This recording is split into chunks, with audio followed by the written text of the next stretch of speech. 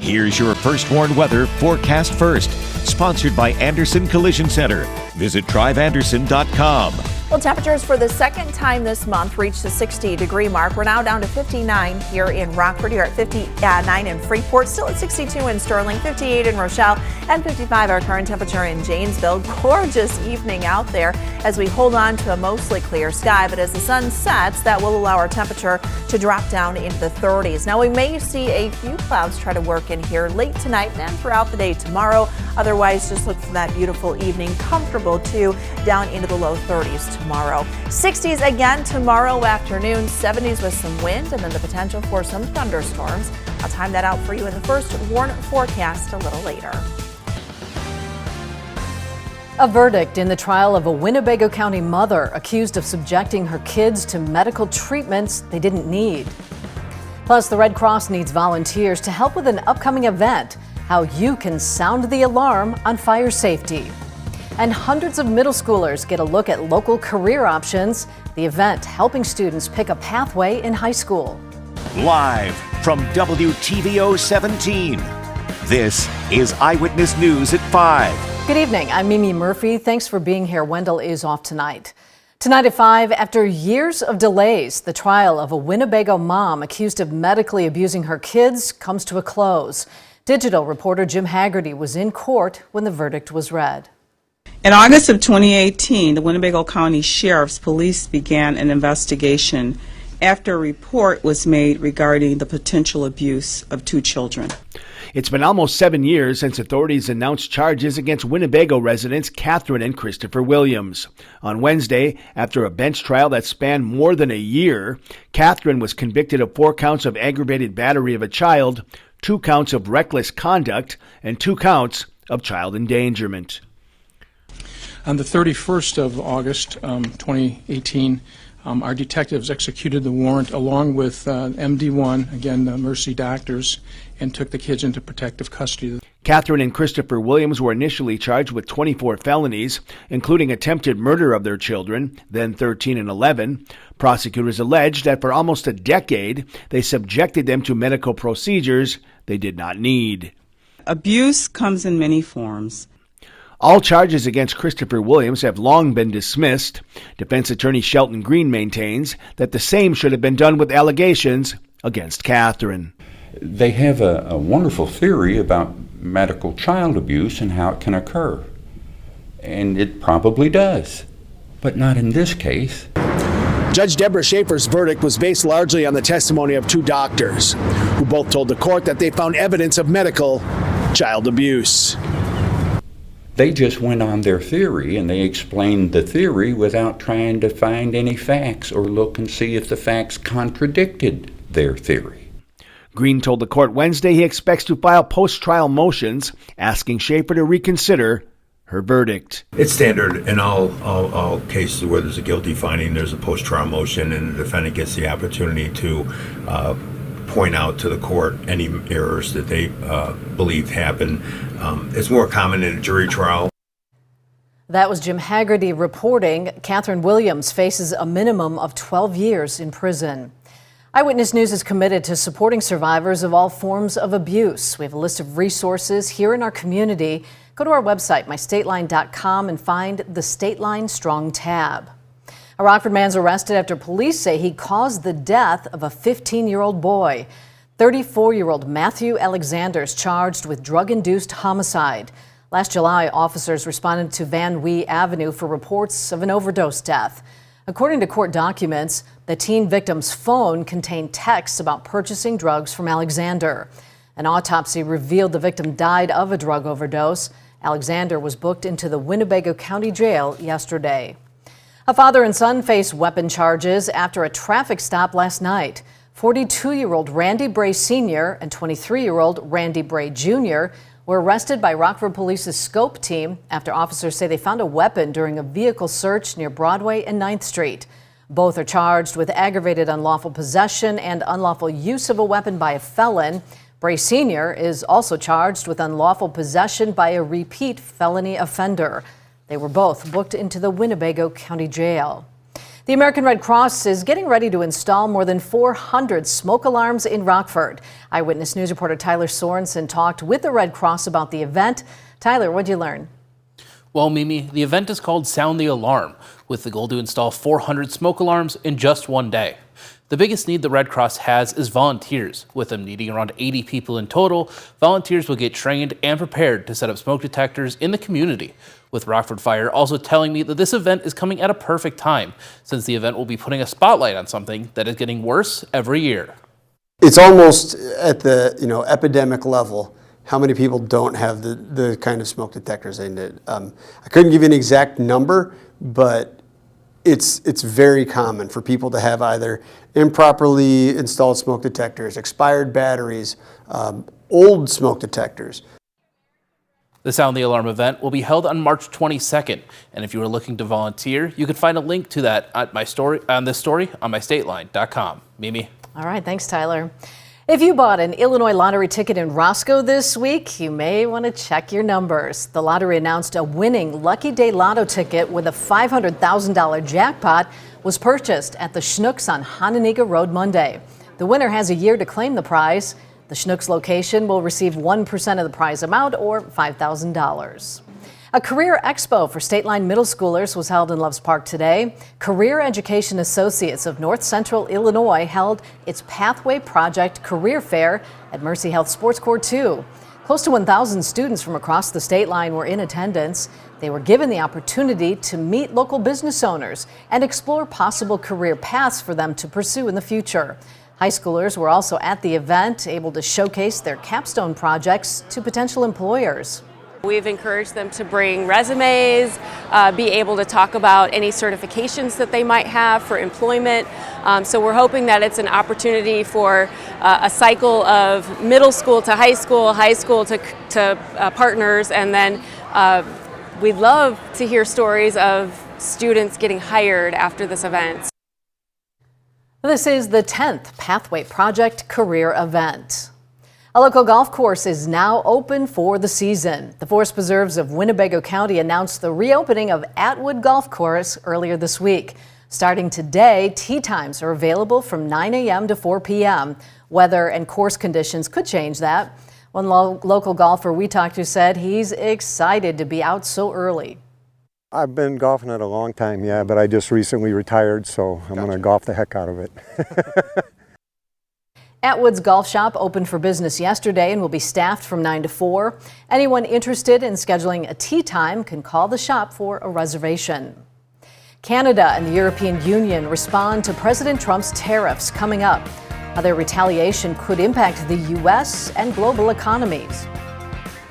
Temperatures made it to 68 degrees this afternoon, well above that average high in the mid-40s. We climb even further tomorrow and Friday, but we've got some thunderstorms to time out. A look at that in the forecast coming up.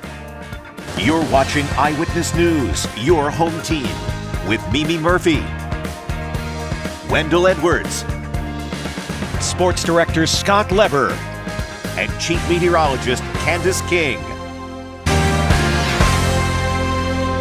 Canada and the European Union announced retaliatory tariffs against the United States. It comes on the first day of President Trump's global 25% tariff on steel and aluminum. Trump says the EU's tariffs create ill will. Perry Russum has more. President Trump in the Oval Office as his new 25% global tariff on steel and aluminum sparks retaliatory tariffs around the world. We have been abused really for a long time, and we will be abused no longer. The European Union today announcing tariffs against the U.S., primarily targeting goods coming from Republican-led states. It includes beef, bourbon, motorcycles, and jeans. We will always remain open to negotiations. It is not in our common interest to burden our economies with such tariffs. Trump says the EU's tariffs create ill will. The EU was set up in order to take advantage of the United States. Including Ireland? Is Ireland taking advantage of the US? Of course they are. Trump making that comment while sitting next to the Prime Minister of Ireland, Micheál Martin. Trump says the U.S. will respond with reciprocal tariffs. So whatever they charge us, we're charging them. Nobody can complain about that. Canada today also announcing a 25% tariff that will affect more than $20 billion worth of American exports. The only constant in this unjustified and unjustifiable trade war seems to be President Trump's talks of annexing our country through economic coercion. It comes as new inflation numbers from the Consumer Price Index are better than expected.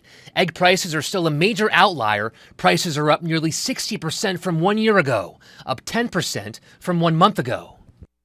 As for the timing of the new tariffs being imposed on the U.S., Canada's go into effect overnight. The EU's go into effect April 1st. Perry Russum, ABC News, Washington. Temperatures remain spring-like here in the state line, but we could be seeing some storms move in at the end of the week. When we come back, Candace has more in her full forecast. It's coming up.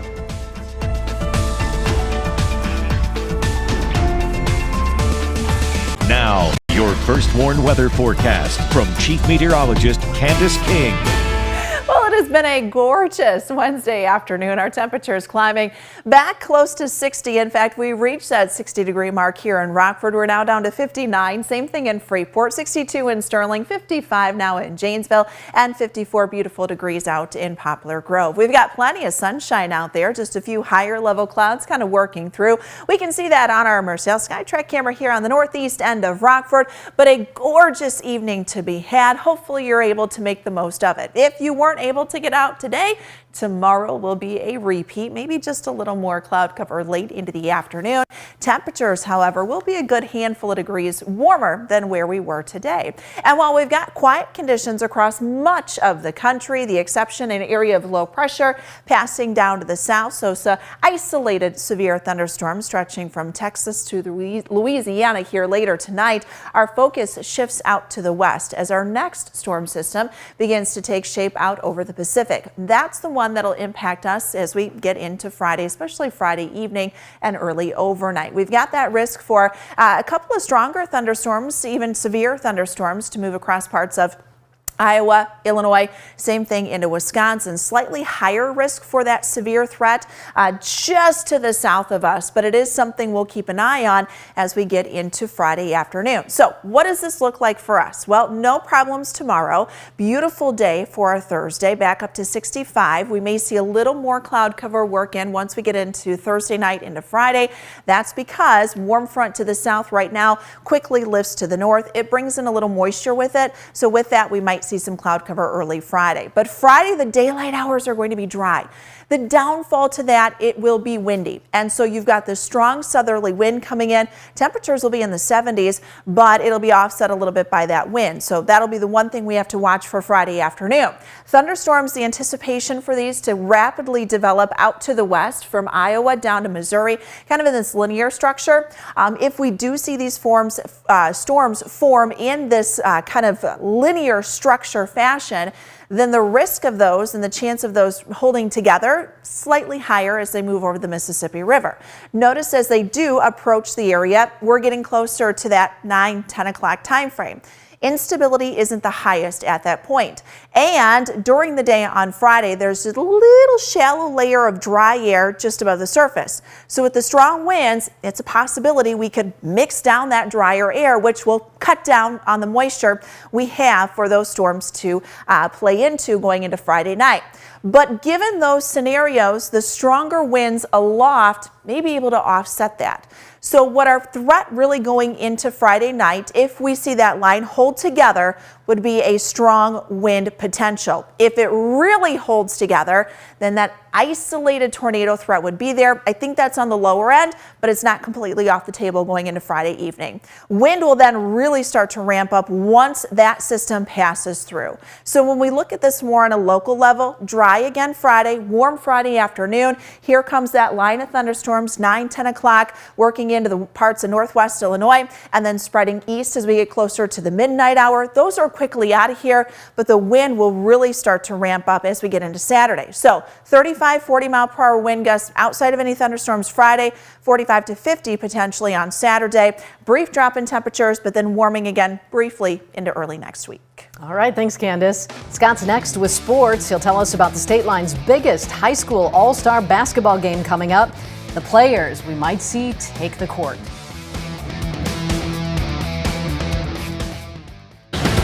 Now sports with sports director Scott Lever. Rockford's annual high school basketball all-star games are set. The Rising Stars Classic at Rock Valley College. It'll happen Saturday, April the 12th. This is the 26th year for the Rising Stars Classic. It's a girls' game pitting Nick 10 Stars against area girls stars, and then it's the same matchup for the boys. Some of the girls selected to play include Belvedere's Emma Pearson, Auburn's Olivia Brown, Stillman Valley's Taylor Davidson, and Orangeville's Lainey Cahoon, and Pecatonica's Elena Rager. Some of the boys' stars include Guilford's Jaden Webster, East Sterling Horde for the Nick 10 Stars. In the area boys team, it's loaded with players like South Beloit's Ross Robertson, Pecatonica's Cooper Hoffman, and Jackson Diedrich, plus Rockford Christian's Christian Cummings and Elijah Doherty, and Eastland's Adam Allwinder.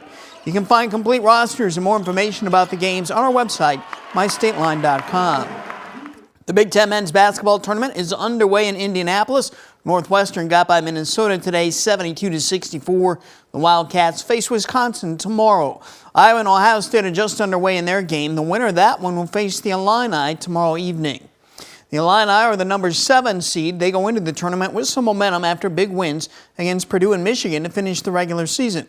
Here's Brad Underwood on what an up-and-down season this has been. After New York, it would have been very easy to pitch a tent and say, we're done. You don't want to fight very hard. This group has done just the opposite. And some of the best practices of the year, nice to be able to practice, but just get the energy back in practice that allows you to improve and get better. Well, the Cubs have arrived in Tokyo, and they dove right into the culture there. This is Justin Turner sporting a kimono along with his Cubs cap. Shota Imanaga and Craig Counsell took part in the Japanese tradition of using mallets to smash a giant snake barrel that's supposed to bestow blessings on the team. Cubs play an exhibition game tomorrow night against the Hanshin Tigers. The Cubs will, of course, open the regular season next Tuesday against the Dodgers. That's sports. We'll be right back. TSA agents have confiscated all sorts of things that people try to get through security, but this was a first. A man at Newark International Airport had a live turtle stuffed down his pants. Oh my. That's a big turtle too. That really is a big turtle. And of course it showed up on a body scan. When TSA agents patted him down, they found the live animal wrapped in a blue towel near the man's groin. The red ear slider turtle was then turned over to Fish and Wildlife in New Jersey. The man missed his flight as he was escorted away by police. The animal was unharmed. I feel sorry for that turtle. Poor turtle. What is wrong with people? That is so bizarre. Well, in better news, we have a beautiful day. $1 million question. Yes. We do. It is a beautiful day, a beautiful evening. And tomorrow will be gorgeous too. 60s tomorrow. Thunderstorms though, Friday night. All right. Thanks, Candace. And thanks so much for joining us. We'll see you at 6.